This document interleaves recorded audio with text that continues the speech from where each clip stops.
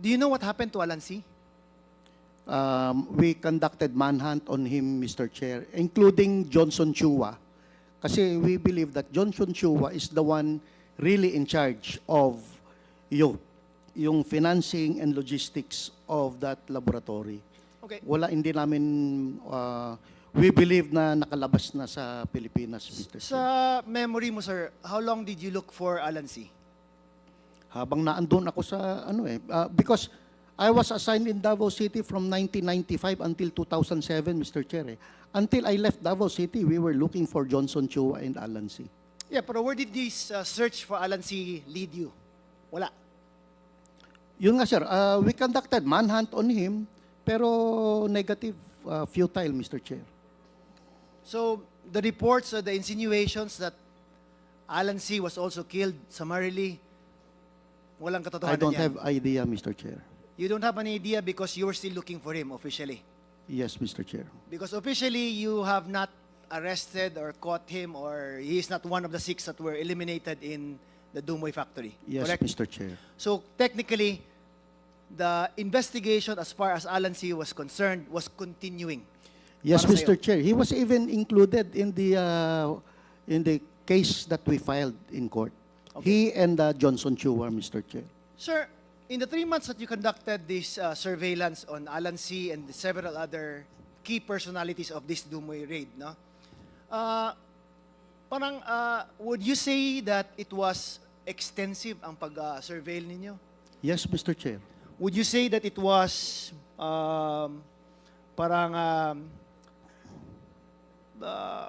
covered all bases po para sigurado kayong okay yung investigation ninyo? Yes, Mr. Chair. Although konti lang talaga ang personnel ng PIDEA Regional Office 11, nagpatulong talaga kami sa police, particularly sa PACER, at kasama naman namin, sir, yung isang team ng EDSOT under Colonel Asherto. So talagang nag-divide kami ng personalities, Mr. Chair, para tutukan talaga. Mr. Chair, just to emphasize, meron pa nga one of the, kasi every 6 o'clock in the morning ang palitan namin ng surveillance team on each and every persons of interest.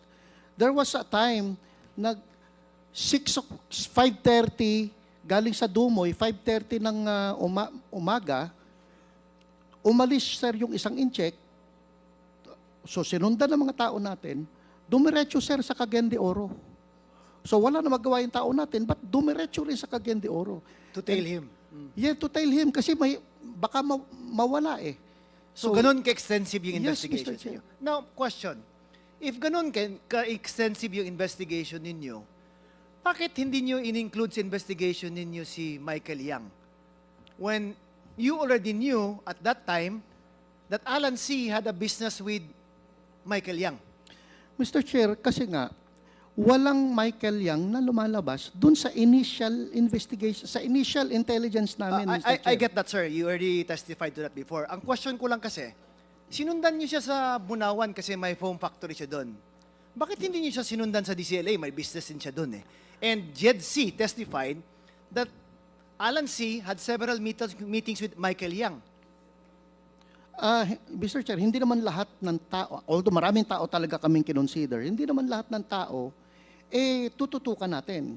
Ang dealing with Michael Yang during that time, as stated by Jed Pilapil, is that magkatabi sila ng Si Michael Yang ang may-ari ng commercial building, kung saan doon nagbebenta ng foam, ng foam, sila Jed Alan Pilapil. C. Yes, Mr. Chair. So, hindi naman lahat dapat nating puntahan. Since Michael Yang is not included in the investigation, so sayang yung tao namin na idadala kay Michael Yang kesa sa ipa-follow up namin yung ibang personalities. I'm asking that, sir. Kaya nga, tinanong kita kanina kung how extensive was the surveillance. Sabi niyo extensive. In fact, sinundan niyo pa to Cagayan de Oro. I mean, the fact that you send someone to Cagayan de Oro to tail a person and not question someone within the city, parang doon ako patungo, sir. I hope you understand, Yes, no? yes, Mr. So why not? Why wasn't there an investigation on Michael Hindi Yang? kasi kilala si Michael Yang during that time, Mr. Chair. Hindi kilala talaga si Michael Hindi Yang kilala during in the that time. sense na connected to drugs or something like that. Anything. Or connected to illegal activities. Anything, nothing like Mr. that. Chair. Wala talaga, hindi talaga kilala. Kasi kung kilala siya, Mr. Chair, talagang inoperate Sisilipin talaga. niyo rin. Yes, sir, Mr. Chair. Okay. How about yung Bunawan? Was it connected to any illegal activities? The foam factory? Michael Yang, Mr. Chair. No, Alan C. Yes, Mr. Chair.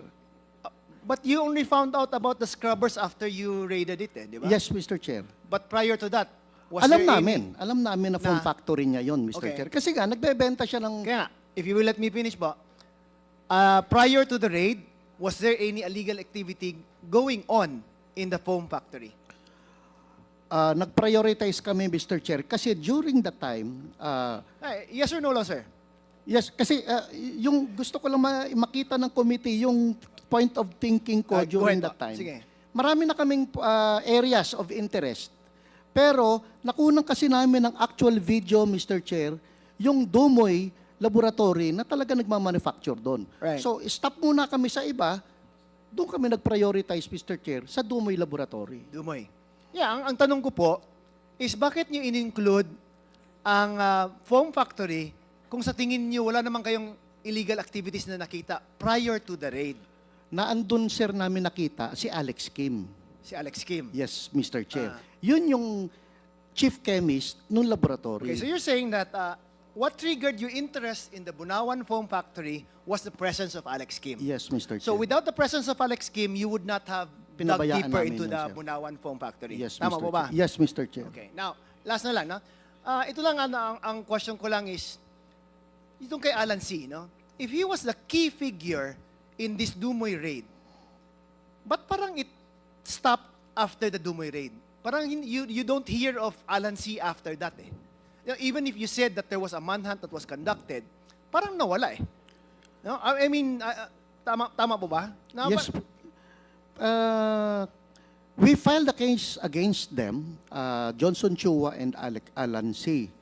Pero wala nga dun sa area eh. So we believe na, sandali, nakatakas na to. But still, ginagamit pa rin namin yung intelligence community to look for him, Mr. Chair.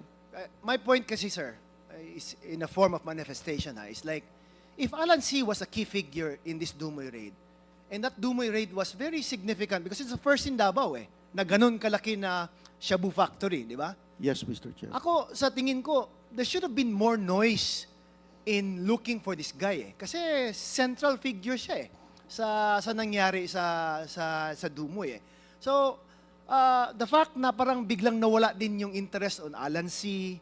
O after it, parang it raises some questions, no?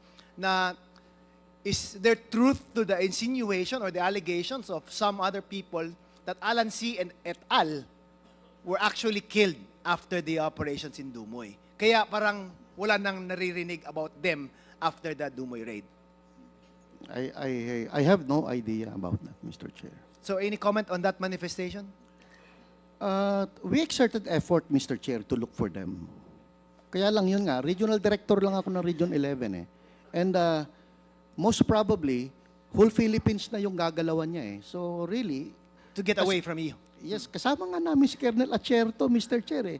And the EDSOT is the key team for the Philippine National Police. Kaya nga sabi namin na kung may maitutulong, di sa PNP na natin. Kasi limited talagang ang tao namin sa PDEA, Mr. Chair. Thank you, DG Villanueva. To the current PIDEA, sir, do you have any idea what happened to Alan C. after the Dumoy raid?